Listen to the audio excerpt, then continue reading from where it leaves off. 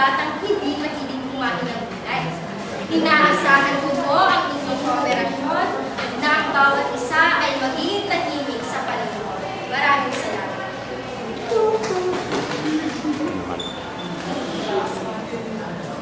Si Jelay, ang batang ayaw kumain ng gulay.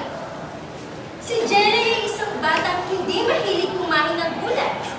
Mas gusto niya pang kumain ng chips, burger, at chocolate na may kasama pang soft drinks.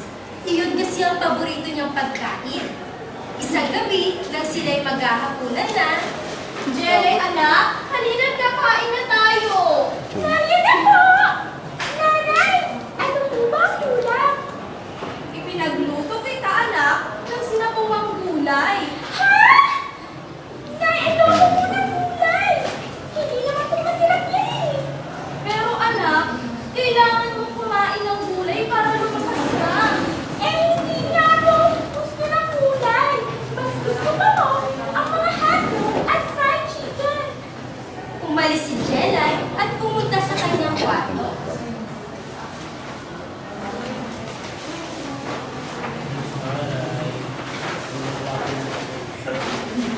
Hindi alam ko paano.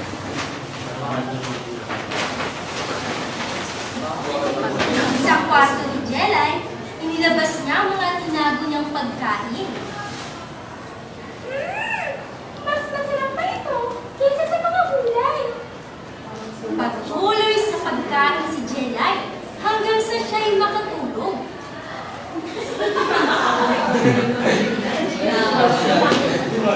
Pero nakadilat yung mata. Doon yung kami. Baligtad.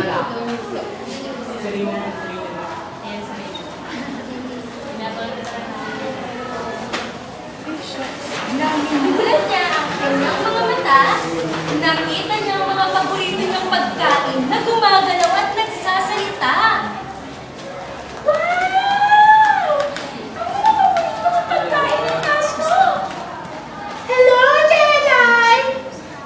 Maligayang pagdating sa aming daigdig! Narito ka, mukhang ikaw ay aming pasiyahin. Siguradong magugustuhan mo dito sa amin. Tama! Sigurado na mag-enjoy ka kasama namin. Talaga po! Halina kayo at maglalaro na tayo. Ano, Jelay? Gusto mo bang sumali sa amin? Oh, sige!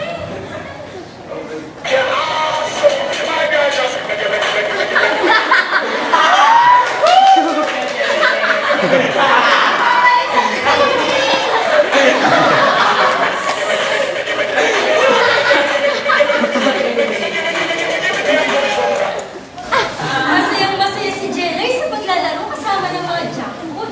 Ngunit, nabilis siyang nakaramdam ng pangingilang pagod. Oo nga, no? Teka, Di ba yung story natin? magpapalingan ako. Asik yung bilis. Jelay, sayang oras. Hindi ka pwede magpahinga. Kailangan mo pang makipaglaro sa amin. At biglang hinimati si Jelay. Nagulat ang mga junk food sa nangyari. Hala! Anong gagawin natin sa kanya? Mabuti pa, ay iwan na lang natin siya dyan. Oo nga, tara na.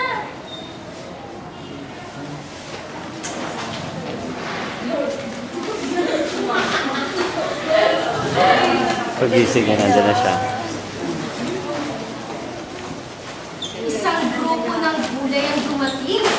Nakita nila si Jelay na walang malay. Kawawa naman ang batang ito. That's versus zombie. Bakit talaga ang mga junk food?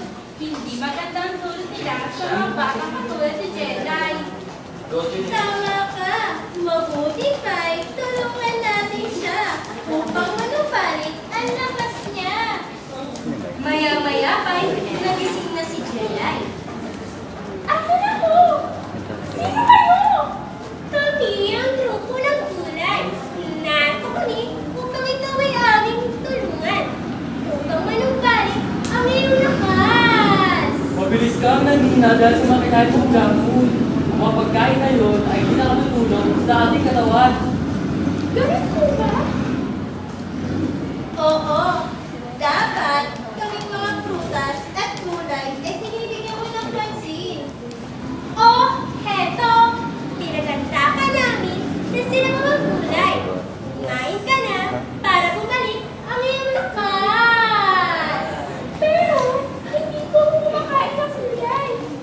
Paano babalik ngayon yung lakas kung di ka kakain ng supansyo pagkain?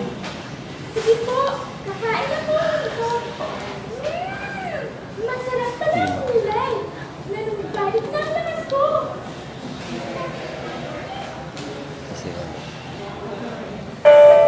Dati ang kulay, di ko tinitikman.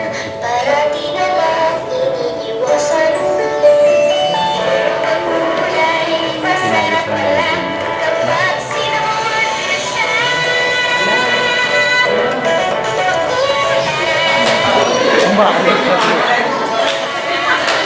sinisira.